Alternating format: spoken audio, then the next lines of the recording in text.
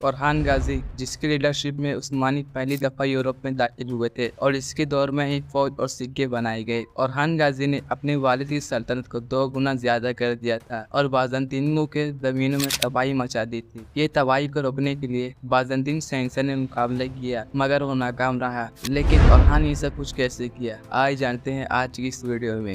फरहान गाजी की पैदाइश का अभी तक मालूम नहीं। इतना मालूम है कि फरहान गाजी सोगुत में पैदा हुए। फरहान गाजी जब बालिग हुए तब से अपने वालिद के साथ जंग में हिस्सा लेने लगे। उस्मान भी ने जब सल्तनत की बुनियाद रखी थी तो कोई बंदरगाह उस्मान के पास नहीं थी और उस्मान भी बाज़ंतीनियों का एक अहम तरीन शहर बुरसा का भी मुहासरा किए हुए थे। सो फरहान गाजी ने पहले इसके इंतजाम किया। 1321 ईस्वी में फरहान बे ने बाज़ंतीनियों से एक बंदरगाह छीन ली और यही नहीं बल्कि कोनोर अक्चा कोशा और अब्दुर्रहमान गाजी को दूसरे बाज़ंतीनी इलाकों को फतह करने को रवाना कर दिया। जहां एक तरफ फरहान गाजी बाज़ंतीनियों के इलाके फतह कर रहे थे, वहीं दूसरी तरफ उस्मान बिन बिस्तर मार्ग पर थे। तो फरहान गाजी ने जो कमांडर बाज़ंतीनियों के इलाके फतह करने को भेजे थे वो फतह हो गए। अब बारी आती है बुरसा की, क्योंकि बुरसा को फरहान बे नहीं बल्कि उस्मान गाजी ने मुहासरा किया हुआ था, जो कि फतह नहीं हो सका था। फरहान गाजी ने इसे 1326 ईस्वी में फतह कर लिया था और इसी साल उस्मान बे वफात पा गए। क्या उस्मान बे बुरसा की फतह सुन चुके थे?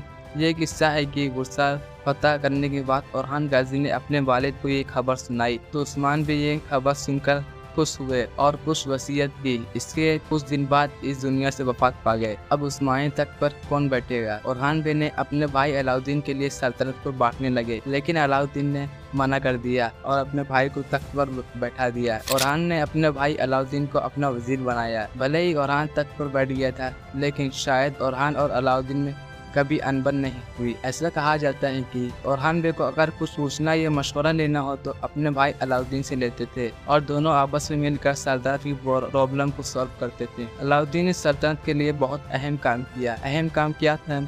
अलाउद्दीन ने पहले सिक्के बनवाए और फौज तैयार की। उन्हें सैलरी देते थे, पर इससे पहले ना तो कोई फौज थी और ना ही कोई तनख्वाह थी। लेकिन अलाउद्दीन ने एक मजबूत आर्मी बनाई। ये जो फौज थी ये शायद उस्मानियों के रीढ़ की हड्डी थी, जो कई सालों तक उस्मानियों को बड़े से बड़े मैदान फतह करती और यही नहीं बल्कि सबके मुख्तलिफ लिबास भी बनवाए। अब फरहान बे बाज़ंतीनियों का एक अहम शहर बुरसा को तो फतह कर लिया था। अब बारी आती है निकिया की। ये शहर कुस्तु दुनिया के बाद दूसरा बाज़ंतीनियों का अड्डा समझा जाता था और उससे भी फरहान गाजी ने फतह कर लिया था। लेकिन ये कैसे किया? 1329 ईस्वी में फरहान बे ने निकिया का मुहासरा कर लिया था, लेकिन बाज़ंतीनी शहंशाह इतनी आसानी से ये हासिल नहीं जाने देगा। लिहाजा वो खुद एक किराए की फौज बनाई और उसकी ये प्लान था कि निकिया के साथ साथ दूसरे किले पर भी कब्जा कर लेंगे। फरहान भी अपनी फौज के साथ मुकाबले के लिए रवाना हो गया, जो कि बिथिनिया के करीब में हुई। यहाँ बाज़ंतीन शहंशाह को शिकस्त हुई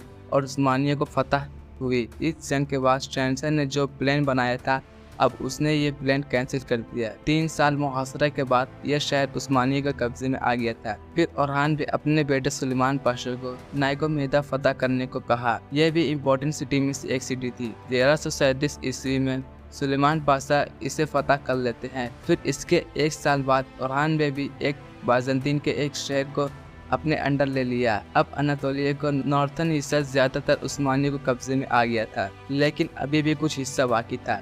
उस्मानिया सल्तनत की पड़ोसी सल्तनत कराची इमारत पे फरहान बे ने कब्जा कर लिया, लेकिन फरहान बे इसे कब्जा नहीं करना चाहते थे। यह कहा जाता है कि जो कराची इमारत के सुल्तान था उसके 2 बेटे थे, जिसमें से छोटा बेटा फरहान के पास था एजुकेशन के लिए। सुल्तान की वफात के बाद उसका बड़ा बेटा तख्त पर बैठ गया, लेकिन वहाँ के लोग खुश नहीं थे। वो दूसरे वाले को देखना चाहते थे, तो वहाँ के लोगों ने पैगाम भेजा फरहान बे को। तो फरहान बे उसके भाई को रवाना कर दिया, लेकिन दूसरे भाई ने इसे मान दिया। जब ये फरहान को पता चला तो फरहान गुस्से में आ गया और अपनी फौज के साथ चला गया इंतकाम लेने के, और उसका भाई इस दुनिया को अलविदा कह दिया। यानी जो बड़ा भाई था इस दुनिया को अलविदा कह दिया। सो फरहान कराची सल्तनत को अपने अंडर में ले लिया।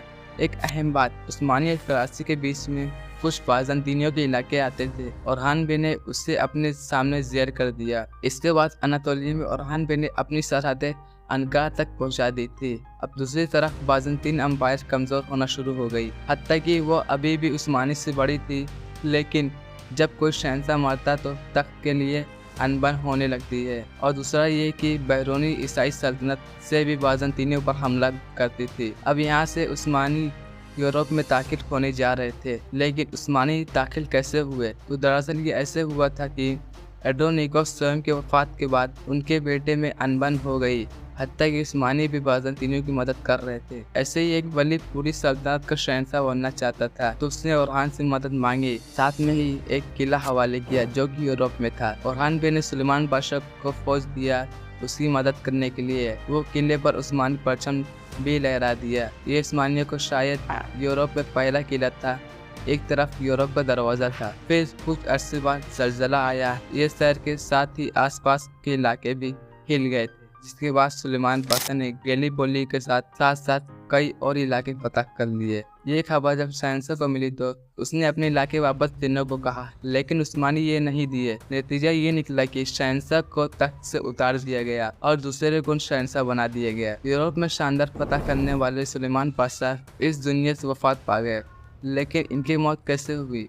ऐसा कहा जाता है कि शिकार खेलते हुए घोड़े से गिरे और घायल हो गए और कुछ दिन बाद मौत हो गई। ओरहान गाजी को जब ये पता चला कि उसका बेटा चला गया तो शायद वो बर्दाश्त ना कर सके और कुछ अरसे बाद वो भी फौत हो गए। ओरहान गाजी ने अपने बाप की सल्तनत को 2 गुना कर दिया था और अलाउद्दीन ने सल्तनत को एक शक्ल दी। ओरहान बे के बाद इनका बेटा मुराद तक नशीब हुआ। नाज़रीन इकराम, ये तो थी ओरहान गाजी की दास्तान। अगर कुछ पूछना चाहे या कोई सवाल करना चाहे तो कमेंट बॉक्स में पूछ सकते। अगर आपको ये वीडियो पसंद आई तो लाइक करें, शेयर करें एंड चैनल को भी सब्सक्राइब